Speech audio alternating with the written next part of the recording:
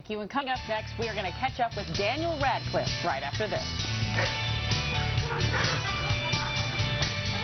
Screen playing one of the most enduring characters ever imagined. Now Daniel Radcliffe is starring on Broadway.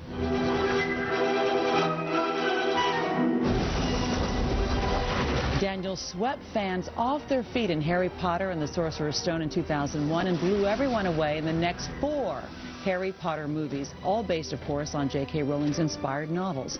Now he's taking a star turn on The Great White Way, portraying a decidedly more grown-up character in the drama Equus. What's your first memory of a horse? Well, what do you mean? Well, the first time one entered your life in any way. Daniel Radcliffe, good morning. Morning. Well, I can't imagine 2 opposite kind of characters to play, Harry Potter or Alan Strand. I mean, my goodness, did you do this intentionally? I mean, I always wanted to do something that was going to be different and that people would, you know, think, oh, he wants to take this seriously. But I didn't pick Alan just because he was different.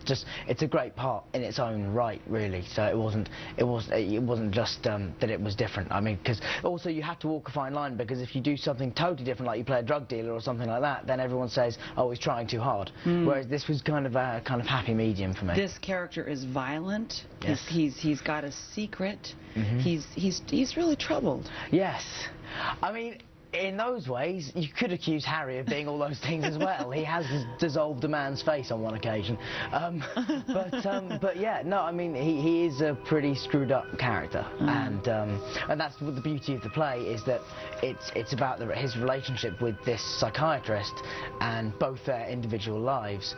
And it's also, I mean, the thing Peter Schaffer, the author, kept saying to us is, the thing you have to remember about this play is it's a thriller, and it's not a whodunit, because we all know Alan did it, it's a whydunit, and from word go, you've got to be trying to tell the story of why this boy committed such a grotesque act. And not to give it away, but obviously in that videotape we just saw, it reaffirms what people have been writing about it, that you take a big risk in, I mean, you're acting naked in front of people on stage. I mean, how did you're 19 years old, how did you wrap your, I mean, I'm not going to do that, how did you wrap your mind, of course you look a lot better than I would doing it, but how did you wrap your mind around that idea on Broadway? And you actually did this in London. I did it in London when I was 17. Yeah. I know. It's crazy. I don't know. I just.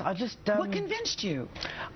It was just the fact that it's a great play, and if it's part of the play and you've taken the job, then you just do whatever comes with it, and you don't complain or procrastinate, so you just have to kind of get on with it. And it is quite intimidating, and it's a little scary, but you just sort of have to grin and bear it and just do it. And after the first few performances, it's kind of fine. Let's talk about how you're being reacted to. The Wall Street Journal basically calls your performance strong. It says, Mr. Radcliffe gives a self-effacing yet strong performance that serves the play, not his fans. You know, the reviews for your work are good. That's great. I mean, I don't read them, which I always think is I'm sorry. No, don't worry. No, not at all. Hey, great. Why don't you read them? Because good or bad, they'll affect the performance in some way. And if you don't read the bad ones, then you certainly can't just read the good ones. Because that's what I think some people do, is they just read the good ones, and you think, well, yeah, you're not perfect, you know.